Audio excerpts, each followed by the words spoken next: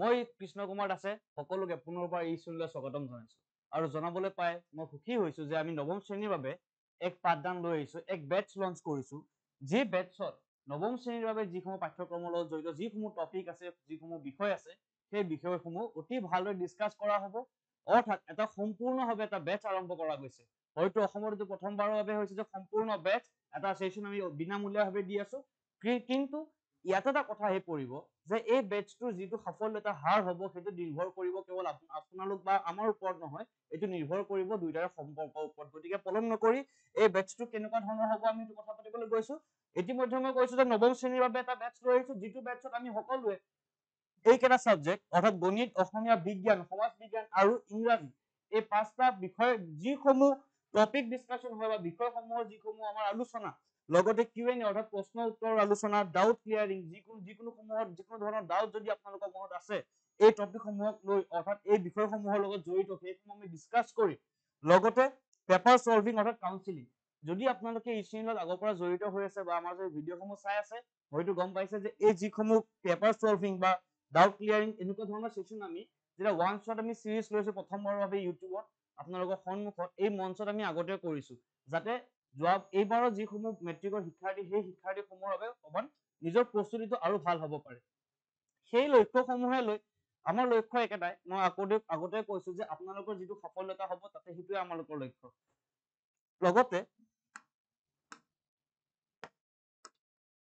মই ক'ব বিচাৰিছো যে আমাৰ বৰ্তমান গণিত, অসমীয়া, বিজ্ঞান আৰু সমাজ বিজ্ঞানৰ কোৰ্চটো বৰ্তমান চলি আছিলে। ইংৰাজীটো আমাৰ এই বেটছত সংযোজন কৰা হ'ব। এই সমূহ পাঁচোটা বিষয়ৰ লগত জড়িত যিসমূহ টপিক ডিছকাশ্যন হওক বা Q&A বা ডাউট ক্লিয়াৰিং বা পেপাৰ সলভিং বা কাউন্সিলিং।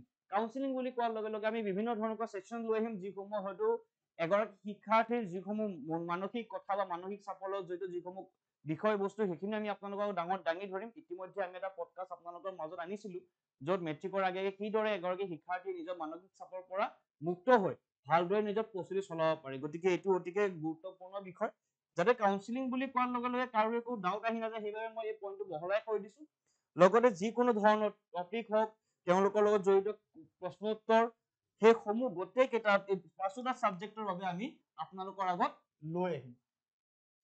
তাৰপিছত এটা ছাবজেক্টৰ যিকোনো এটা বিষয় পঢ়াৰ পিছত বা সেই বিষয়টো পঢ়াৰ পিছত যিসমূহ প্ৰশ্ন উত্তৰ কৰিম, তাৰ পিছতো বহুতো শিক্ষাৰ্থী কিছুমান ডাউট থাকি যায় যে এইটো বস্তু কিয় হ'ল, এই বিষয়টো কিদৰে আমি আৰম্ভ কৰিব লাগিব বা বিভিন্ন ধৰণৰ কথা আহিব পাৰে যে বিষয়টো কিদৰে পঢ়িলে আমাৰ বাবে ভাল হ'ব, নতুবা সেই বিষয়টোৰ লগত জড়িত যিকোনো এটা বিষয়ৰ যিকোনো টপিকৰ ওপৰত কিছুমান ডাউট থাকিব পাৰে। সেই ডাউটখিনিও আমি আপোনালোকৰ নোহোৱা কৰিবলৈ চেষ্টা কৰিম। আমি ডাউট ক্লিয়াৰিং সেশ্যনছো আমি আপোনালোকৰ আগত দাঙি ধৰিম।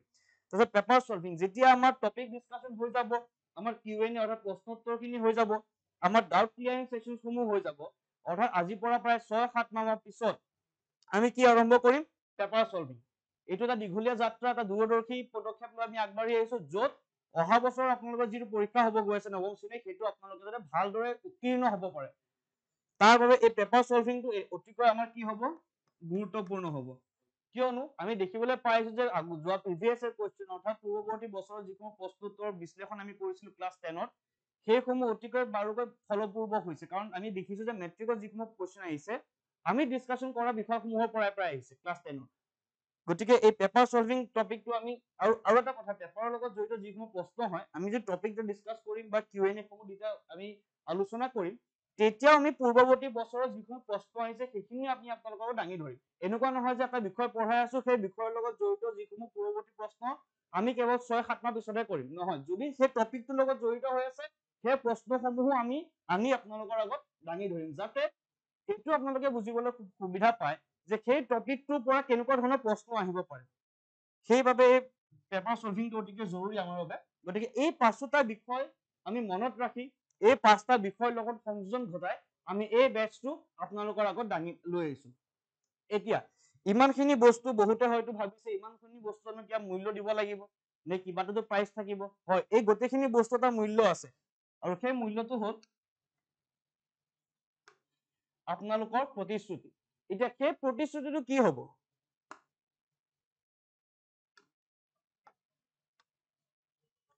প্ৰতিশ্ৰুতি হ'ব আপোনালোকৰ কষ্ট বা আপোনালোকৰ যি আমাৰ লগত সহযোগিতাৰ যি বান্ধোন বান্ধ খাব এই ক্লাছ 9ৰ বেচটো আৰম্ভ কৰাৰ লগে লগে এই বান্ধোনটো বা এই এনাৰ্জিটো যেন শেষলৈকে থাকে। এনেকুৱা নহয় যে আমি ক্লাছটো আৰম্ভ কৰিছো আপোনালোকে প্ৰথম ভাগত আমাৰ লগত থাকিলে বা আমি আপোনালোকৰ লগত সংযোজন হলো মাজতে আমাৰ সেই বান্ধোনটো ছিঙি গ'ল নহয়। অৰ্থাৎ আমি মনত ৰাখিব লাগিব কনসিস্টেন্সি অৰ্থাৎ ডিসিপ্লিন আমি সেই বস্তুটো মেইনটেইন কৰিব লাগিব। আমি মেইনটেইন কৰিম আমাৰ লগত আপোনালোকে মেইনটেইন কৰিব লাগিব। যিসমূহ যেতিয়া আমি ডেইলি ক্লাছসমূহ লৈ আহিম সেই ক্লাছসমূহ কৰাৰ আপোনালোকে আমাক প্ৰতিশ্ৰুতি দিব লাগিব প্ৰথমতে। 2 নম্বৰ আমি যিখিনি হোমৱৰ্ক কিছুমান এছাইনমেন্ট দিম বা কিছুমান আমি ঘৰৰ কাম দিম সেই ঘৰৰ কামখিনি কৰাটো আপোনালোকে কি কৰিব লাগিব প্ৰতিশ্ৰুতি দিব লাগিব। দুটা প্ৰতিশ্ৰুতি আমাক লাগিব। যেতিয়া আমি পেপাৰ সলভিং কৰিম আমি পেপাৰ সলভ কৰাৰ পিছত কিছুমান চেম্পল পেপাৰ আপোনালোকৰ আগলৈ দাঙি ধৰিম যাতে আপোনালোকে সেইসমূহ নিজাকৈ চেষ্টা কৰি চাব পাৰে। সেই পেপাৰসমূহ কৰাৰ আমাক প্ৰতিশ্ৰুতি লাগিব। আৰু লগতে নিজৰ অলপ হ'লেও চেল্ফ ষ্টাডি আপোনালোক সকলোৱে কৰিব লাগিব। দৈনিক এটা সময় উলিয়াই নিজৰ সেই ঘৰৰ কামসমূহ হওক বা ঘৰৰ কাম মানে অৰ্থাৎ শিক্ষাগত ঘৰৰ কামসমূহ হওক বা নিজৰ যিসমূহ পঢ়াৰ কথা সেই পঢ়াৰ কথাখিনি পুনৰ আলোচনা অৰ্থাৎ ৰিভাইজ কৰিব লাগিব ডেইলি বেচিছত।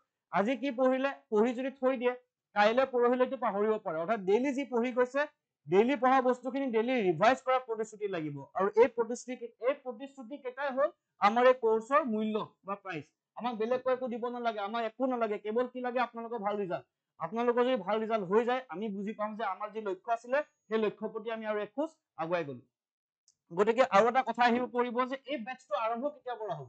মই ক'লো যে বেটছত কি কি থাকিব, কি কি ডিছকাছ কৰা হ'ব, বেটছৰ প্ৰাইচ কি হয় সেইখিনি ডিছকাছ কৰিলো। কিন্তু কেতিয়াৰ পৰা আৰম্ভ হ'ব সেইটো আৰম্ভ হ'ব 1 এপ্ৰিল 2025 বৰ্ষৰ পৰা। অৰ্থাৎ এপ্ৰিলৰ 1 তাৰিখৰ পৰা আমি এই বেটছটো লঞ্চ কৰিবলৈ গৈ আছো।